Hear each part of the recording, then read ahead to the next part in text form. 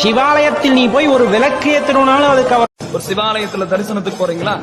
ஓம் நம அகிலம் போற் ஓம் நமஸ்தே. தங்கரதம் ஏறி வந்து நீ அம்மையப்பனாய் ஓடி ஓடி ஓடி ஓடி ஒரு முறையா மாய குதிரை கடனாக இருந்தாலும் சரி.